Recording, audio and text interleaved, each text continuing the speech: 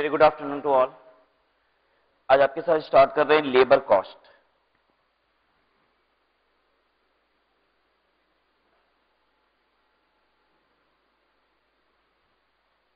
Labour cost का मतलब क्या होता है? Wages to worker plus all other benefits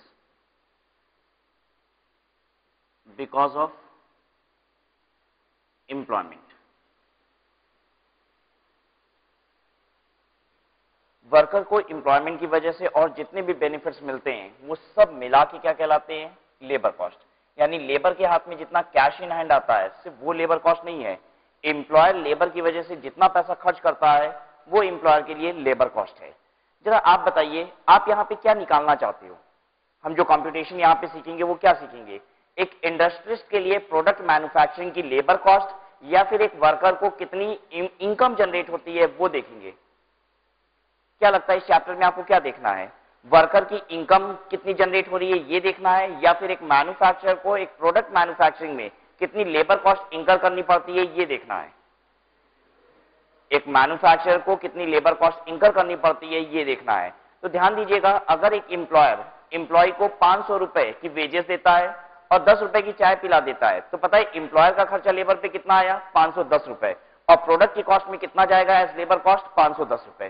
कहने का मतलब यह है कि लेबर कॉस्ट का मतलब होता है wages to labour and all other benefit which an labour is getting because of employment. ठीक है, क्योंकि जितने भी बेनिफिट्स एम्प्लॉयमेंट की वजह से लेबर पा रहा है उन सब के लिए एम्प्लॉयर खर्चा कर रहा है। तो हमें यहां पे प्रोडक्ट की मैन्युफैक्चरिंग कॉस्ट जाननी है, उसमें लेबर कॉस्ट कितनी इंकर हुई है ये कंसीडर करनी है। ठीक है, हर मैन्युफैक्चरर का ऑब्जेक्टिव होता है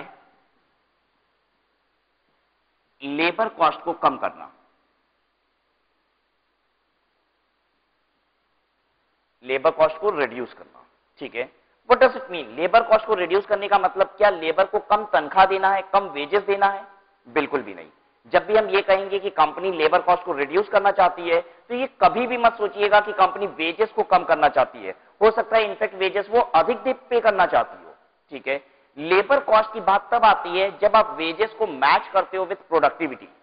ठीक है, हमें क्या करना है? वेजेस को हमेशा मैच करना है विथ प्रोडक्शन। एग्जांपल से इस बात को समझिए,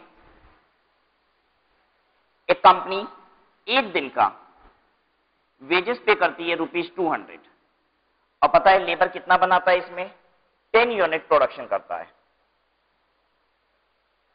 ठीक है, कंपनी को ऐसा लगता है कि अगर हम इसे 50 रुपए का बोनस देंगे तो एक टारगेट भी फिक्स कर सकते हैं। कंपनी को ऐसा लगता है कि अगर हम इस वर्कर को 50 रुपए का बोनस देते हैं तो एक टारगेट फिक्स कर सकते हैं कि देखिए आपको कम से कम एक दिन में 15 यूनिट बनानी ही पड़ेगी। ठीक है, तो अब एक दिन का कंपनी कितना पे करेगी? 250 रुपया। 50 रुपए का इसमें बोनस है, लेकिन इसे पे करने से कंपनी एक टारगेट फिक्स कर देगी कि लेबर को कम से कम कितनी यूनिट बनानी है? 15 यूनिट। और लेबर सचमुच हमारा 15 यूनिट बना देता है। बताइए क्या वेजेस हमने हाई पे की है? यस, वेजेस तो हाई पे की है, लेकिन फिर भी हमारी लेबर कॉस्ट रिड्यूस हो चुकी है। देखिए पहले 10 यूनिट बनाने की लेबर कॉस्ट कितनी थी? 200 रुपए, यानी labour cost per unit was ₹20। मेरी कॉस्ट आती थी ₹20 पर यूनिट। अब मेरी कॉस्ट कितनी आ रही है? देखिए 250 रुपए में 15 यूनिट तैयार हो गया। करिए 250 divided by 50,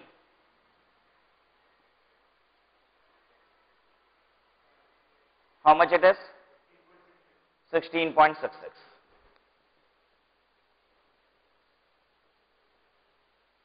I hope you can understand.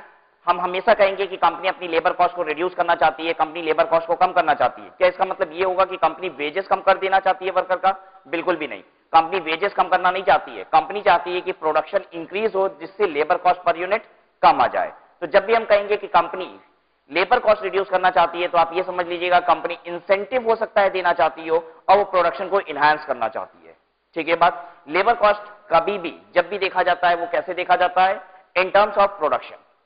Clear है बात सबको?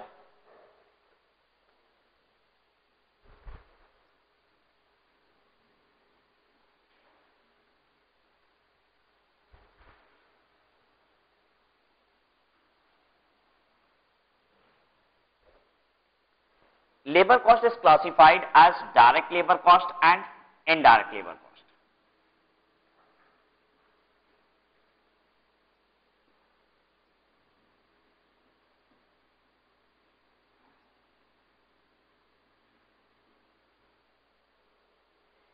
एक कंपनी में जितने भी मैन पावर होते हैं, एक कंपनी में जितनी भी मैन पावर है, उनको जो भी पेमेंट दी जा रही है उसे क्या बोला जाता है? Labour cost. जो लेबर हमारे प्रोडक्शन में इन्वॉल्व होते हैं, जो प्रोडक्शन एक्टिविटी करते हैं, उनकी कॉस्ट को कहा जाता है डायरेक्ट लेबर कॉस्ट, और जो प्रोडक्शन एक्टिविटी नहीं करते हैं उन लेबर की कॉस्ट को कहा जाता है इनडायरेक्ट लेबर कॉस्ट। एक फैक्ट्री में कौन कौन से लेबर होते हैं? एक जो प्रोडक्शन बन कर रहा है, दूसरा मशीन की साफ सफाई कर रहा है, तीसरा हो सकता है झाड़ू पोछा कर रहा है, चौथा सुपरवाइजरी कर रहा है। तो झाड़ू पोछा जो कर रहा है, जो सुपरवाइजरी कर रहा है, और साथ ही साथ जो मशीन की साफ सफाई कर रहा है, ये सब क्या है? Indirect labour cost. जो लेबर हमारा प्रोडक्शन करता है, जो माल बनाता है, उसे हम क्या बोलते हैं? Direct labour cost. ठीक है,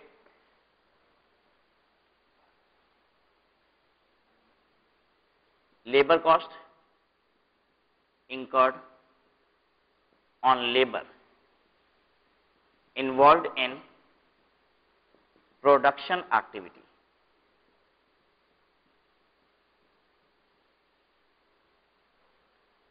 इनडायरेक्ट लेबर कॉस्ट क्या है?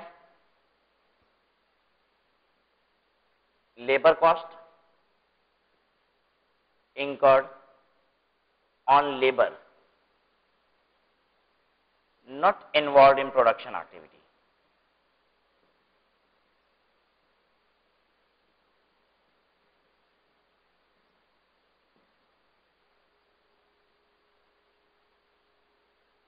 Example, machine cleaning man, machine की साफ सफाई करने वाला। सुपरवाइजर, सुपरवाइजर का काम क्या होता है? ये देखना कि लेबर सही काम कर रहे हैं कि नहीं, ठीक से काम कर रहे हैं कि नहीं।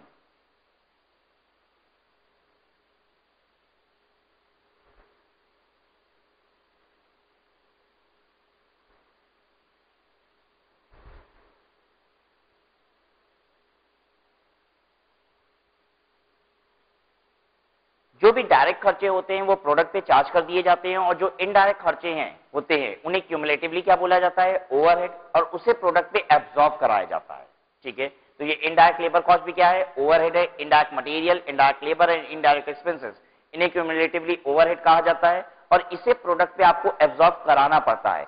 जो खर्चे डायरेक्टली प्रोडक्ट से रिलेट करते हैं वो तो प्रोडक्ट पे हम चार्ज कर देते हैं डायरेक्टली, लेकिन वो खर्चे जो प्रोडक्ट से रिलेट नहीं करते हैं उन्हें क्या किया जाता है? उन्हें भी प्रोडक्ट पे चार्ज कराया जाता है। ठीक है, प्रोडक्ट पे जबरदस्ती चार्ज कराना, ये क्या है? अपोर्शनमेंट।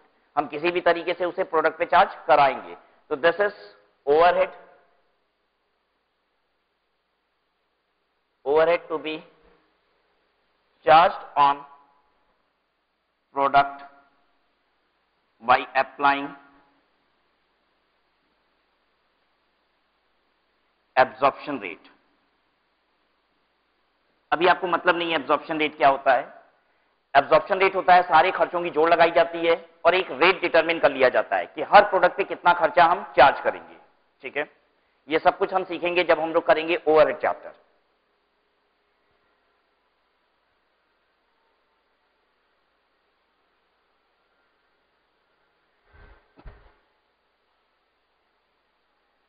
क्लियर है यहां तक?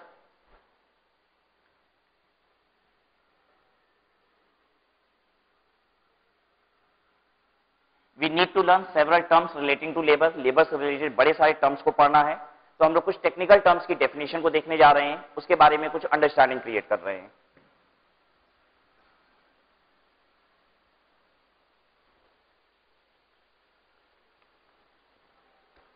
The first term that you need to know is time recording.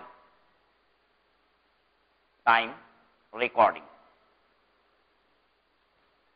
Time recording का मतलब होता है वर्कर का टाइम नोट करना। वो कब आता है, कब जाता है, किस समय कौन सा काम करता है, वर्कर जितना भी काम कर रहा है, कब आ रहा है, कब जा रहा है, ये सारे टाइम को नोट करने को कहा जाता है recording of time.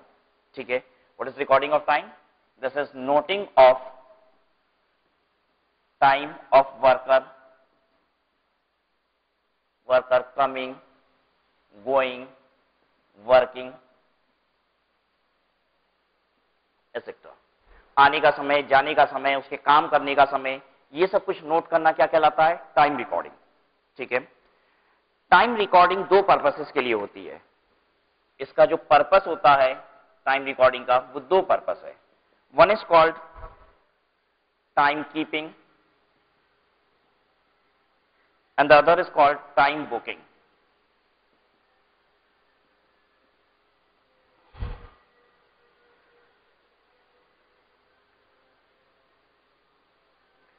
Time keeping का मतलब होता है अटेंडेंस बनाना, मतलब कब आता है कब जाता है, बस इसको रिकॉर्ड करने को कहा जाता है टाइम कीपिंग। देखिए बहुत सारे लॉ के तहत आपको वर्कर की अटेंडेंस रखनी पड़ती है, जैसे पीएफ एक्ट ये कहता है कि आपको वर्कर की अटेंडेंस रखनी पड़ेगी ताकि आप प्रोविडेंट फंड उसका मेंटेन कर पाओ। ठीक है, तो बहुत सारे कानून, ग्रेच्युटी, इवन ग्रेच्युटी भी पता है कैसे बनती है कि किस वर्कर ने कितनी एम्प्लॉयमेंट की है। ठीक है, तो बड़े सारे लॉ ऐसे हैं जो वो कहते हैं कि आपको वर्कर की अटेंडेंस मेंटेन करनी पड़ेगी। तो एक पर्पस होता है कि हमें अटेंडेंस मेंटेन करनी है वर्कर की, इसलिए हम टाइम नोट करते हैं। ठीक है, तो आप अगर अटेंडेंस सिर्फ मेंटेन करते हो तो this is called time keeping.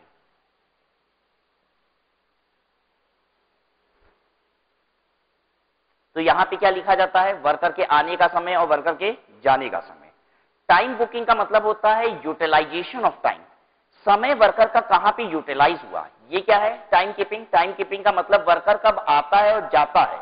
ठीक है, ऐसे समझ लीजिए वर्कर हमें कितना समय देता है, इसे कहा जाता है टाइम कीपिंग। वर्कर हमें कितना समय देता है, इसे कहा जाता है टाइम कीपिंग। वर्कर किस काम में समय लगाता है, इसे कहा जाता है टाइम बुकिंग। टाइम बुकिंग से हम ये समझ पाते हैं कि वर्कर ने कौन सा काम किया। एक वर्कर ने 5 घंटे एक शर्ट बनाई, ठीक है, अब 5 घंटे का वो हमसे 50 रुपए लेता है, तो हमें समझ में आ जाता है कि 50 रुपए किस बात का लिया है? इस शर्ट बनाने का लिया है। ठीक है, अगर एक वर्कर ने एक शर्ट भी बनाई और एक पैंट भी बनाई, ठीक है, 3 घंटे वो शर्ट बनाए और 5 घंटे वो पैंट बनाया और हमने 80 रुपए दिया, तो क्या हम लेबर कॉस्ट को डिवाइड कर पाएंगे? अब हाँ, हम कहेंगे 3 घंटे उसने शर्ट बनाई थी तो 30 रुपए शर्ट में जाना चाहिए लेबर कॉस्ट, और 50 रुपए कहां चला जाना चाहिए? पैंट में चला जाना चाहिए। ठीक है, तो आप अब जो प्रोडक्ट पे खर्चे लेबर के बांट पाते हो, वो पता है किसकी वजह से बांट पाते हो? Because of time booking. ठीक है, तो टाइम बुकिंग हमें बताता है कि वर्कर टाइम को यूटिलाइज कहां पे करता है, उसे यूज कहां पे करता है। और टाइम कीपिंग हमें सिर्फ क्या बताता है? वर्कर ने हमें कितने समय दिए, हमारे पास वर्कर कितने समय के लिए अवेलेबल था। तो pure recording of attendance is time keeping, whereas to know where the time was utilised is time booking. ठीक है, तो ये हमें क्या बताता है? Utilisation of time.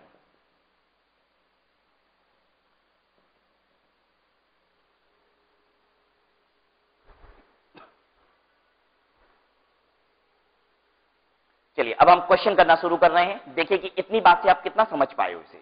ठीक है, एक वर्कर सिर्फ एक ही जॉब कर रहा है, सिर्फ एक पर्टिकुलर काम कर रहा है। ठीक है, हमें उस पर्टिकुलर काम की लेबर कॉस्ट जाननी है और हम सिर्फ और सिर्फ आपको टाइम कीपिंग बताएंगे। बताइए क्या आप लेबर कॉस्ट उस पर्टिकुलर जॉब की बता पाओगे? फिर से सुनिएगा, एक लेबर सिर्फ एक ही जॉब करता है, एक ही काम करता है। ठीक है, उस जॉब में उसने कितना टाइम यूटिलाइज किया ये हम आपको नहीं बता रहे, हम सिर्फ टाइम कीपिंग बता रहे, उसने हमें कितना समय दिया। क्या आप लेबर कॉस्ट उस पर्टिकुलर जॉब की बता पाओगे? यस, बता देंगे, क्योंकि वो काम ही एक किया है। अगर हमने उसे 50 रुपए दिया है तो वो पूरा 50 रुपए किसका है? एक ही काम का है। ठीक है, ये बात बताइए टाइम बुकिंग की जरूरत कब पड़ती है टू नो लेबर कॉस्ट? जब एक वर्कर एक से अधिक काम करता है। ठीक है, since you have to appear for objective type question, तो आपका अप्रोच बहुत ही स्ट्रांग होना चाहिए, आपको चीजें बहुत जल्दी समझ में आनी चाहिए। ठीक है, तो where is time keeping? Time keeping से भी हम जॉब की कीमत निकाल सकते हैं, एक पर्टिकुलर प्रोडक्ट की कीमत निकाल सकते हैं। कब निकाल सकते हैं? जब मेरा वर्कर एक ही प्रोडक्ट बनाता है या सिर्फ एक ही टास्क को कर रहा है। लेकिन अगर हमारा वर्कर एक से अधिक टास्क को कर रहा है तो सिर्फ टाइम कीपिंग से हम लेबर कॉस्ट नहीं बता पाएंगे, हमें साथ ही साथ क्या चाहिए? टाइम बुकिंग भी चाहिए। हमें पता होना चाहिए कि किस काम में लेबर ने कितना समय यूटिलाइज किया है। ठीक है, चलिए time keeping, come to the notes, वहां से रीडिंग कर रहे हैं। Time keeping, the purpose of time keeping is to provide basic data for. Time keeping क्यों की जाती है? Payroll preparation. पेरोल प्रिपरेशन का मतलब होता है वर्कर को वेजेस जो दी जाती है वो उसकी कंप्यूटेशन के लिए। तो बहुत सारी इंडस्ट्री में ये सिस्टम है कि वर्कर जितना समय देता है उसके हिसाब से उनको पेमेंट दी जाती है, 10 रुपए घंटे, 20 रुपए घंटे। तो हमें पता होना चाहिए कि लेबर किस समय आया और किस समय गया, सो दैट हम उसकी पेमेंट डिसाइड कर पाए। ठीक है बात, तो पेरोल प्रिपरेशन यानी वेजेस की कंप्यूटेशन के लिए टाइम कीपिंग की जाती है। और क्या क्या पर्पस है? Finding out the labour cost of a job, product और सर्विस। किसी जॉब की, प्रोडक्ट की, सर्विस की कीमत जानने के लिए भी आपको टाइम कीपिंग चाहिए। लेकिन एक बात का ध्यान रखिएगा, ये कब पॉसिबल है, एक प्रोडक्ट की, एक जॉब की कीमत आप कब निकाल सकते हो, जब एक लेबर सिर्फ एक ही जॉब या प्रोडक्ट बना रहा हो। तो उसके आगे लिखिए इस बात को भी, सेकेंड पॉइंट के आगे, when the labor is doing only a particular job,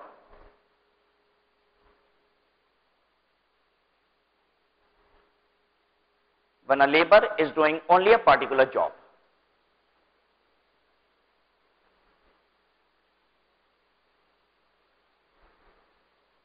ठीक है। नेक्स्ट पॉइंट देखिए, attendance record to meet statutory requirement. Statutory का मतलब होता है लॉ, ठीक है।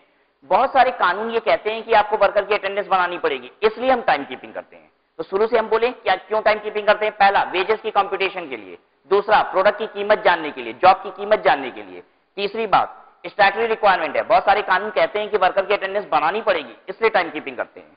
चौथी बात, determining productivity and controlling labour cost. देखिए, लेबर कॉस्ट अगर हमें कंट्रोल करनी है तो हमें जानना पड़ेगा कि वर्कर हमें कितना समय देता है, वो कितने प्रोडक्ट बनाता है, तभी तो हम लेबर कॉस्ट को कंट्रोल कर पाएंगे, तभी तो इंसेंटिव स्कीम बना पाएंगे और तभी तो हम लेबर के लिए टारगेट बना पाएंगे, ठीक है बात। Methods of time keeping, time keeping कैसे की जाती है, मतलब अटेंडेंस रिकॉर्ड कैसे बनाए जाते हैं? दो तरीके हैं, one is manual method and the other is mechanical method. Mechanical method का मतलब होता है इलेक्ट्रॉनिक मेथड, ठीक है। तो दो तरीके हैं अटेंडेंस रिकॉर्ड करने के। हम लोग अभी सिर्फ और सिर्फ किसकी बात कर रहे हैं? टाइम कीपिंग की। टाइम कीपिंग को करने के दो तरीके, one is manual and the other is mechanical. Manual में भी दो system, one is attendance register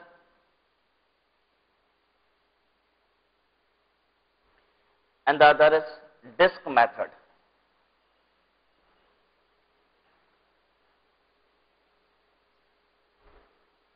चलिए ध्यान से सुनिए, अटेंडेंस रिकॉर्ड करने के दो तरीके, मैनुअल और मैकेनिकल। मैनुअल मेथड में पहला तरीका है attendance register. Attendance register normally जो आप जानते हो, ठीक है, एक अटेंडेंस रजिस्टर बना दिया जाता है जिसपे सभी वर्कर के नाम होते हैं। वर्कर जब आता है तो अपने आने का टाइम नोट करता है और जब जाता है तो उसी पे अपना जाने का टाइम नोट कर देता है। उसमें दो कॉलम, हर डेट पे दो दो कॉलम बनी होती है। एक तरफ नाम हो जाता है, ये नेम हो गया, उसके बगल में ये डेट होगी, कोई भी एक पर्टिकुलर डेट, और यहां के इसके अंदर दो कॉलम होगा, एंट्री का टाइम और एग्जिट का टाइम। तो हर वर्कर क्या करेगा, अपने नाम के आगे एंट्री का टाइम और एग्जिट का टाइम हर दिन का लिखते जाएगा। इसे कहा जाता है अटेंडेंस रजिस्टर। क्लियर है सबको? डिस्क मेथड क्या होता है? सभी वर्कर को एक रोल नंबर अलॉट कर दिया जाता है। बिल्कुल अटेंडेंस रजिस्टर में भी ऐसा होता है, एक रोल नंबर अलॉट कर दिया जाता है। डिस्क मेथड में भी हर वर्कर को एक रोल नंबर अलॉट कर दिया जाता है और कंपनी डिस्क बना लेती है। डिस्क मतलब एक सीडी बना लेती है, ठीक है, सीडी टाइप का मेटल में, आयरन मेटल का बना लेती है। उसके ऊपर सभी के रोल नंबर लिखे होते हैं, ठीक है। और ये एग्जिट गेट पे क्या करती है कंपनी, ये सारा मेटल रख देती है, ठीक है, ये डिस्क रख देती है एग्जिट गेट पे। जैसे ही वर्कर एंटर करता है वो क्या करता है, गेट पे से अपनी रोल नंबर वाली डिस्क को उठाता है और कंपनी गेट के अंदर एक बॉक्स रखती है, उसमें वो क्या करता है, डिस्क को डाल देता है, ठीक है। अगर कंपनी के फैक्ट्री का एंट्री टाइम 10 बजे है तो 10 बजे उस बॉक्स को हटा लिया जाता है। तो इससे ये पता चल जाता है कितने वर्कर 10 बजे प्रेजेंट हो चुके थे, ठीक है। फिर उसके 10 बजे वो बॉक्स हटा लिया जाता है, एक दूसरा बॉक्स रख दिया जाता है। अब वो कब हटाया जाएगा, आधी घंटे बाद, 10:30 बजे। तो जितने वर्कर 10 से 10:30 के बीच आते हैं उन सब की टाइम क्या रिकॉर्ड की जाती है, 10:30। 10:30 बजे वो बॉक्स हटा लिया जाएगा, फिर एक तीसरा बॉक्स रख दिया जाएगा 11 बजे, ठीक है। वो कब हटाया जाएगा, 11 बजे हटाया जाएगा। तो जितने भी वर्कर 10:30 से 11 बजे के बीच आते हैं उनकी अटेंडेंस कैसे रिकॉर्ड होगी, as if they have come at 11, ठीक है। एक सर्टेन पॉइंट ऑफ टाइम के बाद बॉक्स रखते जाते हैं, ऐसा नहीं होता है। एक सर्टेन पॉइंट ऑफ टाइम के बाद बॉक्स अब हटा दिया जाता है परमानेंटली। कंपनी कहती है 11 बजे के बाद हम वर्कर को एंट्री करने ही नहीं देंगे, तो 11 बजे बॉक्स हटा लिया जाएगा और दूसरा बॉक्स अब नहीं रखा जाएगा। सबको यह बात समझ में आ गई? फिर से रिपीट करते हैं। अटेंडेंस रजिस्टर मेथड, ये नॉर्मल मेथड है, अटेंडेंस रजिस्टर बनाई जाती है और वर्कर क्या करता है, पेन से अटेंडेंस रजिस्टर पे अपने एंट्री और एग्जिट का टाइम लिख देता है। डिस्क मेथड क्या होता है, यहां पे डिस्क बनाती है कंपनी, सीडी जैसा कुछ होता है, ठीक है, मेटल का। इसे फैक्ट्री गेट के बाहर रख देती है। वर्कर जैसे ही एंटर करता है वो अपनी डिस्क उठा लेता है और फैक्ट्री गेट के अंदर कंपनी एक बॉक्स रखती है, उस बॉक्स में डाल देता है। अगर कंपनी का एंट्री टाइम 10 बजे का होता है तो 10 बजे वो बॉक्स कंपनी हटा लेती है और जितनी भी डिस्क उसमें होती है उसका टाइम रिकॉर्ड कर देती है कि वो टाइम पे प्रेजेंट थे, 10 बजे प्रेजेंट थे। एक दूसरा बॉक्स वहीं पे रख दिया जाता है, जैसे ही पहला बॉक्स हटाया जाता है एक दूसरा बॉक्स रख दिया जाता है और हर बॉक्स को आधी आधी घंटे पे हटाया जाता है, ठीक है। लेकिन आधी आधी घंटे का मतलब ये नहीं है कि 10 के बाद 10:30, फिर 11, फिर 12, फिर 2 बजे 3 बजे तक बॉक्स लगा हुआ है। एक सर्टेन पॉइंट ऑफ टाइम के बाद कंपनी बॉक्स नहीं रखती है, इसका मतलब ये होता है कि इससे ज्यादा लेट आपको परमिशन है ही नहीं, ठीक है बात। मैकेनिकल मेथड क्या होता है? मैकेनिकल मेथड ये इलेक्ट्रॉनिक मेथड है, कार्ड स्वैपिंग। कार्ड आपको दिया जाता है, आपको कार्ड बना दिया जाता है और वो इलेक्ट्रॉनिक गेट होता है। आप उस गेट पे अपना कार्ड स्वैप करते हो तो आपकी टाइम एंट्री की रिकॉर्ड हो जाती है और निकलते समय आपको कार्ड स्वैप करना होता है तभी गेट खुलता है और आपकी एग्जिट की टाइम रिकॉर्ड हो जाती है। तो ये जो बहुत सारे बैंक्स में आपको देखने को मिलेगा, बहुत सारी बड़ी कंपनियों में ये देखने को मिलेगा, एम्प्लॉय को एक इलेक्ट्रॉनिक कार्ड दिया जाता है, वो अपने कार्ड से स्वैपिंग करते हैं और गेट ओपन हो जाता है और क्लोज हो जाता है, ठीक है, जिससे आपकी एंट्री और एग्जिट की टाइम रिकॉर्ड हो जाती है। इसमें क्या किया जाता है? इसमें 2 ट्रे रखी जाती है, हर वर्कर का कार्ड का एक ट्रे में रखा जाता है, ठीक है। फैक्ट्री गेट ये है, दिस फैक्ट्री गेट, ठीक है। ऐसे समझिए, हम यहां से जब बोलेंगे तो समझिएगा ये एंट्री हो रही है और जब ऐसे बोलेंगे तो ये एग्जिट हो रही है, ठीक है। एंट्री के समय गेट के बाहर एक ट्रे रखी होती है, ठीक है, इसे कहा जाता है out tray, this called out tray oblique out racks. इसमें सभी वर्कर के कार्ड रखे हुए होते हैं, ठीक है। इसे क्या बोला जाता है? फैक्ट्री गेट के बाहर एक ट्रे रखा होगा जिस ट्रे में सभी के कार्ड रखे होंगे, ठीक है। वर्कर जैसे ही फैक्ट्री गेट तक पहुंचेगा वो अपना कार्ड उठाएगा और कार्ड स्वैप करेगा और अंदर चला जाएगा। गेट के अंदर ही बस जैसे ही आप गेट से एंटर करते हो तुरंत ट्रे रखा हुआ होता है, उस ट्रे में आपको कार्ड अपना वापस रख देना है, ठीक है। और जब आपकी छुट्टी होगी, 6 बजे मान लीजिए ऑफिस बंद होती है, तो एग्जिट के टाइम आप इन ट्रे से, उसको क्या बोला जाता है जो अंदर ट्रे होती है, इन ट्रे, ठीक है, या फिर कह लीजिए इन रैक्स। इन रैक्स में आपका कार्ड रखा होता है, आप उसको स्वैप करते हो और बाहर चले आते हो और फिर कार्ड कहां रख के चले जाओगे? आउट रैक में रख के निकल जाओगे, ठीक है बात। तो आपको एग्जाम में ऐसे भी क्वेश्चन आ सकता है कि बताइए जब आप फैक्ट्री गेट एंटर करते हो तो कौन से रैक से कार्ड उठाते हो? कहां से उठाते हैं card?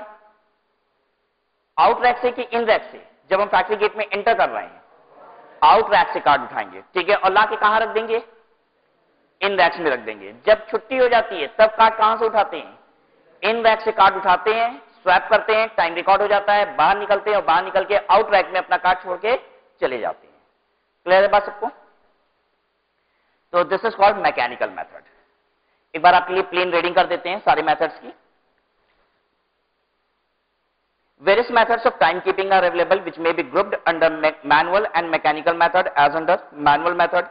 Attendance register method. An attendance register is kept at the entrance of the factory gate. In this method, the in and out timing are noted either by the worker himself or by a staff of the time office. या तो worker खुद ही note कर देता है और या तो एक आदमी लगा देते हैं, ठीक है। वो गेट पे ही क्या करता है? टेबल कुर्सी लगा के अटेंडेंस रजिस्टर लेके बैठा रहता है। जैसे ही वर्कर आता है वो स्टाफ क्या करता है? एंट्री का टाइम रिकॉर्ड कर देता है और एग्जिट के समय एग्जिट का टाइम रिकॉर्ड कर देता है। और या फिर हम वर्कर पे ही छोड़ देते हैं, वर्कर खुद ही क्या करते हैं? अपनी एंट्री और एग्जिट की टाइम नोट कर देते हैं। Later entries are made to the individual attendance records of the workman. फिर बाद में हम क्या करते हैं? एक एक इंडिविजुअल की अलग से सारी अटेंडेंस बनाते हैं हर दिन की, सो दैट उसकी वेजेस को कंप्यूट कर सके, ठीक है। Another is disc method. हमने आपको एक्सप्लेन ही किया है डिस्क मेथड क्या होता है। आपको रोल नंबर अलॉट किया जाएगा और डिस्क पे आपका रोल नंबर लिखा होता है। आप क्या करते हो? डिस्क उठाते हो बाहर से और अंदर वाले डब्बे में डाल देते हो, ठीक है। जो भी फैक्ट्री का टाइम होता है उस समय बॉक्स हटा लिया जाता है और आपका टाइम रिकॉर्ड कर लिया जाता है, ठीक है। Under this method metal disc bearing employees number allotted by the personnel department are placed on hooks on a board provided either at the gate. Gate पे हुक वगैरह लगा देते हैं, कील वील ठोक दिया, उसी पे क्या किया? सारा डिस्क पहना दिया, ठीक है। यही कह रहा है। On entering the factory the worker removes the disc bearing his number from the board. जैसे ही आप फैक्ट्री में एंटर करते हो आप अपना डिस्क रिमूव कर लेते हो वहां से हुक से and places it in a box kept for the purpose. और आप उसे बॉक्स में डाल देते हो जो उस पर्पस के लिए रखा गया है। ये बॉक्स कहां रखा हुआ है? गेट के जस्ट अंदर है, ठीक है। The box is taken away as soon as normal reporting time is over. Normal reporting time का मतलब यह होता है कि अगर कंपनी की टाइमिंग 10 बजे रिपोर्ट करने की है तो 10 बजे उस बॉक्स को हटा लिया जाता है, सो एज टू नो कि कितने लोग समय पे अवेलेबल थे। A worker coming late will pick up the disc and put it in the late box. Worker जो लेट आएगा 10 बजे के बाद, मान लीजिए 10 बजे टाइम है तो 10 बजे तो वो बॉक्स हट चुका है, अब एक दूसरा बॉक्स रख दिया जाता है, that is called late box. और ये लेट बॉक्स भी हर आधी घंटे पे बदला जाएगा ताकि पता चले आप कितने लेट थे।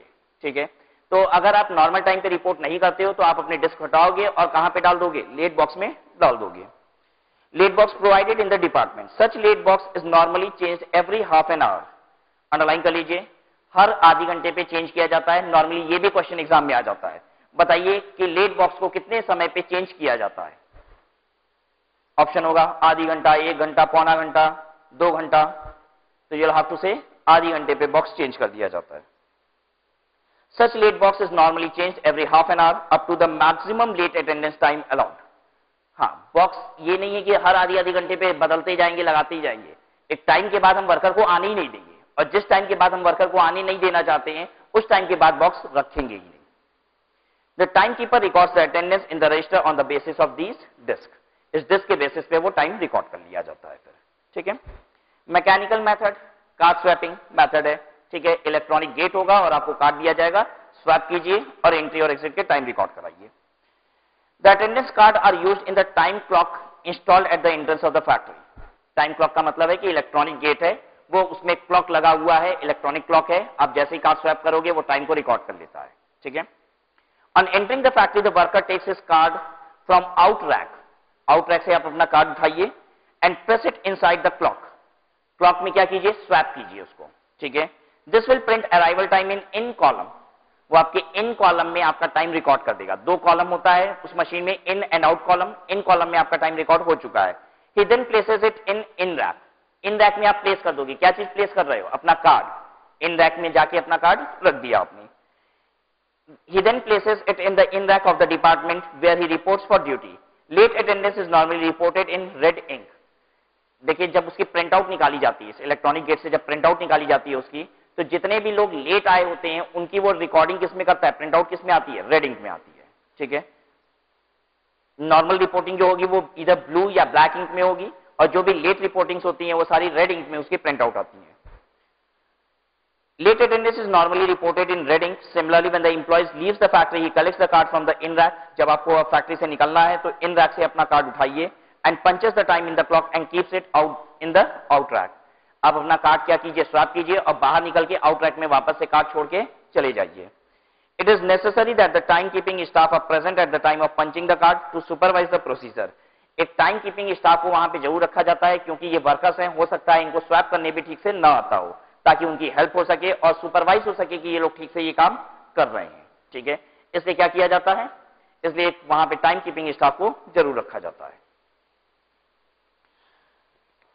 चलिए देखिए, next is time booking. Time keeping क्या होता है? अटेंडेंस रिकॉर्ड करना। और टाइम बुकिंग का मतलब क्या होता है? किस तरीके से टाइम वर्कर यूटिलाइज कर रहा है, किस काम में कितना यूटिलाइज कर रहा है, ये पता चल जाता है। ठीक है, ये बताइए वर्कर एफिशिएंट है या इनएफिशिएंट है? चलिए क्वेश्चन कर रहे हैं आपसे, वर्कर कितना एफिशिएंट है, इनएफिशिएंट है, ये किससे पता चलता है? टाइम कीपिंग से, टाइम बुकिंग से, किसी से भी नहीं, दोनों से। हाँ, टाइम बुकिंग से। वर्कर कितना एफिशिएंट है या इनएफिशिएंट है, ये टाइम बुकिंग से पता चलेगा, क्योंकि इसी में हम पता कर पाते हैं वो टाइम यूटिलाइज कहां कर रहा है। टाइम कीपिंग से तो बस इतना पता चलता है वर्कर इस समय आया और इस समय गया, किया क्या, ये किससे पता चलता है? टाइम बुकिंग से। ठीक है, the objective of time booking are to apportion overhead against jobs. देखिए, बड़े सारे काम कर रहा है वर्कर तो हमारा। ठीक है, तो अब खर्चे कैसे बांटेंगे हम? ये खर्चे बांटने के लिए हमें टाइम बुकिंग चाहिए।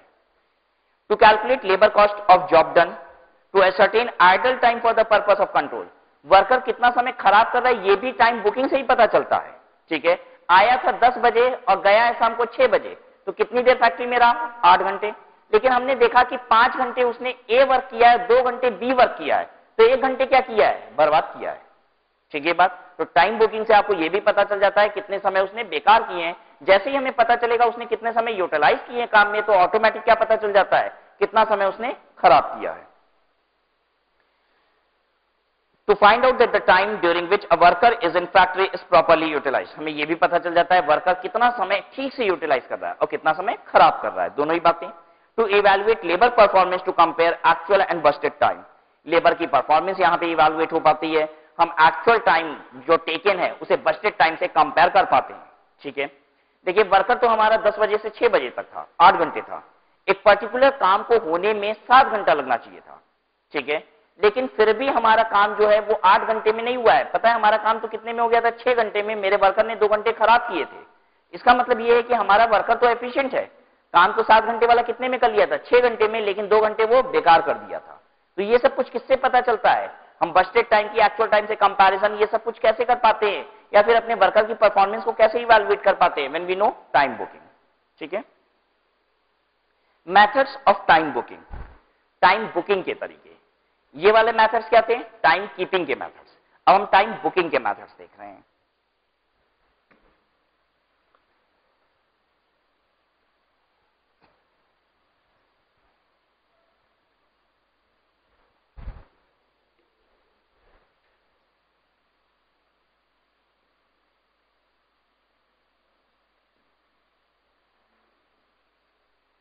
तीन तरीके हैं इसके, एक है daily time sheet,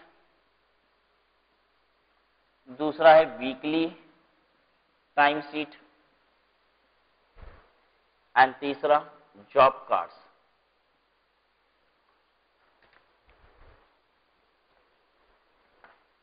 job card भी दो तरीके के बनाए जाते हैं, one is called job order cost card, job order cost card, और दूसरा होता है जॉब टिकट।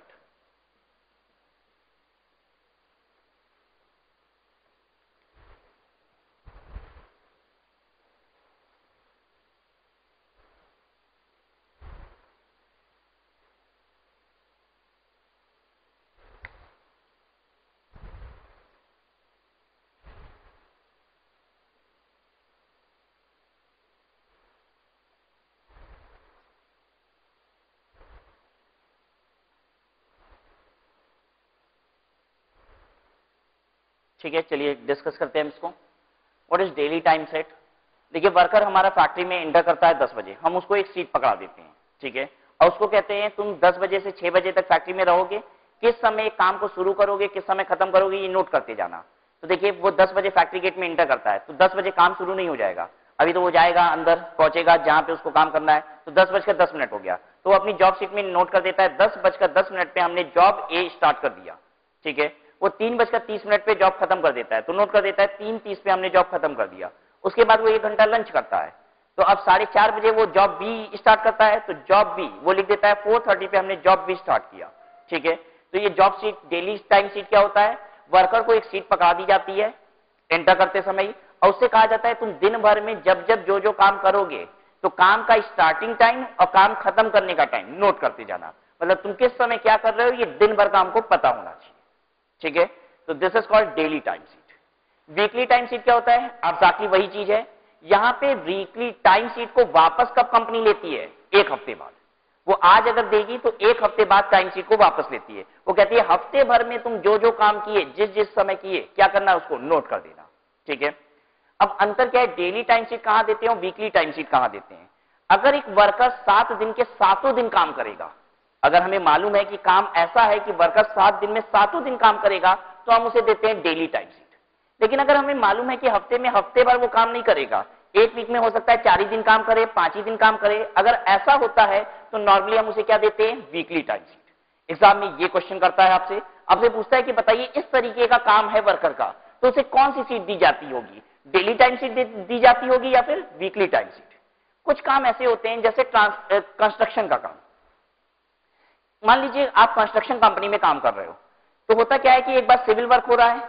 ठीक है, तो एक सिविल वर्क एक सर्टेन स्टेज तक करने के बाद अब बिजली का तार फैलाना है। ठीक है, बिजली का तार फैला लिया गया, फिर उसके ऊपर फिर क्या की गई, प्लास्टरिंग की गई। तो एक बार बीच में जो सिविल वर्क था वो रोक दिया गया था क्योंकि अभी बिजली का काम हो रहा था। फिर पानी की पाइपलाइन बिछाई गई, तो उतने दिन फिर सिविल वर्क रुका हुआ था कि पहले पानी की पाइपलाइन बिछा ली जाए फिर सिविल कंस्ट्रक्शन वापस से शुरू होगा।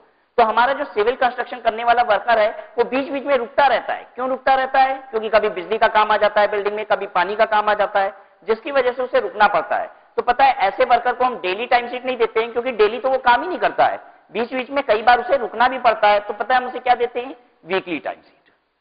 सबको बात समझ में आ गई? तो वर्कर ही क्या करता है? रिकॉर्डिंग करता है कितना समय उसने किस काम में लगाया है। अब हमको बात करनी है कि what is this job card.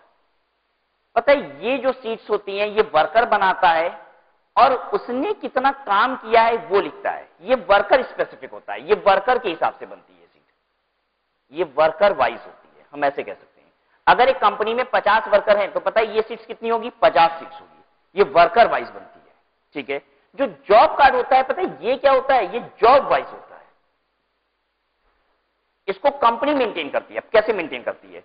Job A जहां पे हो रहा है वहां पे एक सीट रखी हुई है और इस सीट पे पता है क्या रिकॉर्डिंग होती है? वर्कर ए इतने से देके इतनी देर काम किया, वर्कर एक्स इतने देर से लेके इतनी देर काम किया इस जॉब पे, वर्कर वाई ने इतनी देर से इतनी देर काम किया। सबको बात समझ में आ रही है? एक जॉब पे किसने कितना काम किया है ये रिकॉर्ड जब होता है तो उसे हम बोलते हैं जॉब कार्ड। जॉब कार्ड का मतलब है एक पर्टिकुलर जॉब पे कितना समय किस वर्कर ने लगाया, और ये वर्कर वाइज सीट है। वर्कर ने कौन सा काम कितना किया, ये वर्कर जब सीट बनाता है this is called daily time sheet या फिर वीकली टाइम सीट। कोई कंफ्यूजन है तो पूछेगा, फिर से बात करते हैं। जब वर्कर वाइज सीट बनता है, ठीक है, वर्कर वाइज सीट का मतलब अगर वर्कर हमारे पास 50 है तो 50 वर्कर एक सीट बनाते हैं, ठीक है, और हर वर्कर लिखता है कि हमने कौन कौन से इस काम को कितना कितना समय दिया है।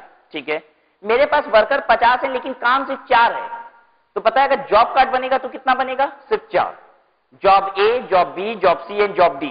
जॉब ए को कितने वर्कर ने कितना कितना समय दिया ये सब रिकॉर्ड होगा। इसमें 50 वर्कर काम किए तो 50 वर्कर कितना कितना समय दिए ये इस पे रिकॉर्ड होगा। क्लियर हो रही है बात सबको? अब जॉब कार्ड दो तरीके का होता है, one is job order cost card और दूसरा इज जॉब टिकट। इन दोनों में क्या अंतर है? जॉब ऑर्डर कॉस्ट कार्ड में दो चीजें रिकॉर्ड होती हैं, इसके अंदर मटेरियल भी रिकॉर्ड होता है और लेबर भी रिकॉर्ड होता है। मटेरियल की कंजप्शन और लेबर कितना टाइम लगाया दोनों, लेबर टाइम भी रिकॉर्ड होगा और मटेरियल की कंजप्शन भी रिकॉर्ड होगी। अगर सिर्फ लेबर का टाइम ही रिकॉर्ड होता है तो उसे क्या बोलते हैं? Job ticket. यहां पे सिर्फ लेबर का टाइम रिकॉर्ड होता है। बात समझ में आ गई सबको? लेबर का टाइम तो दोनों में ही रिकॉर्ड हो रहा है, इसीलिए इसको जॉब कार्ड कहा जाता है। लेकिन अगर लेबर के टाइम के साथ साथ किस काम में कितना मटेरियल कंज्यूम हो रहा है ये भी लिख दिया जाता है, this is called job order cost card.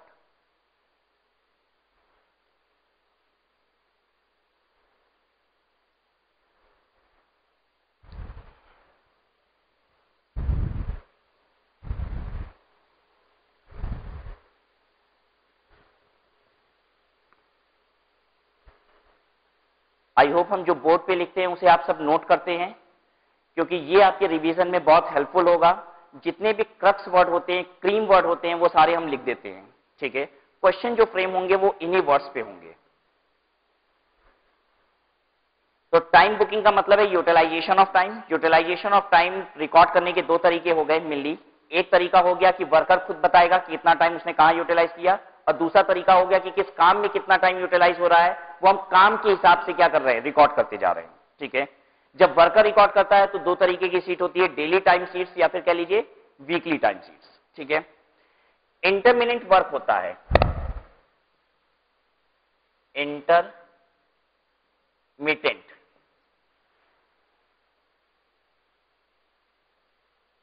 अगर इंटरमिटेंट वर्क होता है तो ऐसे केस में वीकली टाइम सीट यूज किया जाता है। What does it mean intermittent? Irregular work, जहां रोज रोज काम नहीं होता। It stands for irregular. This word can be used in exam कि काम मान लीजिए इंटरमिटेंट है तो बताइए लेबर कौन सी सीट तैयार कर रहा होगा? वीकली टाइम सीट यूज हो रही होगी।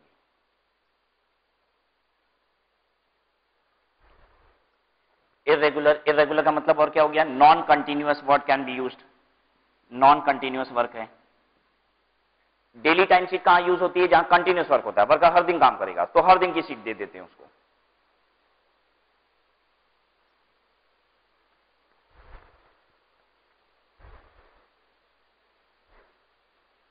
ठीक है यहां तक?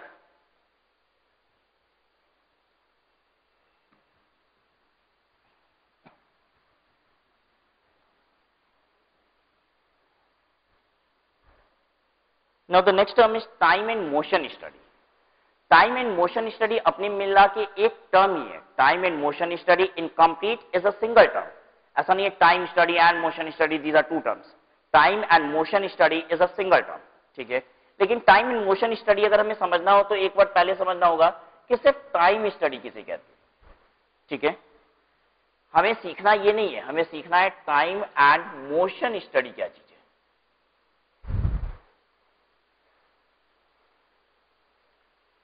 टाइम स्टडी का मतलब होता है टाइम फॉर स्पेसिफाइड वर्क। एक पर्टिकुलर काम को करने के लिए कितना समय लगना चाहिए, इस टाइम स्टडी, ठीक है। टाइम स्टडी कैसे करते हैं, देखिए हम आपको बताएं। मेरी फैक्ट्री में 50 वर्कर है, सब एक ही काम कर रहे हैं, ठीक है। तो हम वर्कर ए को भी देख रहे हैं कितना समय लगा रहा है, बी को भी देख रहे हैं, सी को भी देख रहे हैं। तो हम देख के अंदाजा लगा ले रहे हैं। कोई 7 घंटे ले रहा है, कोई 6.5 घंटे ले रहा है, कोई 6 घंटे ले रहा है। हमको समझ में आ गया कि ऑन एन एवरेज कितना समय लगना चाहिए इस काम को करने में, 6.5 घंटा। इसे कहा जाता है टाइम स्टडी। फिर से समझ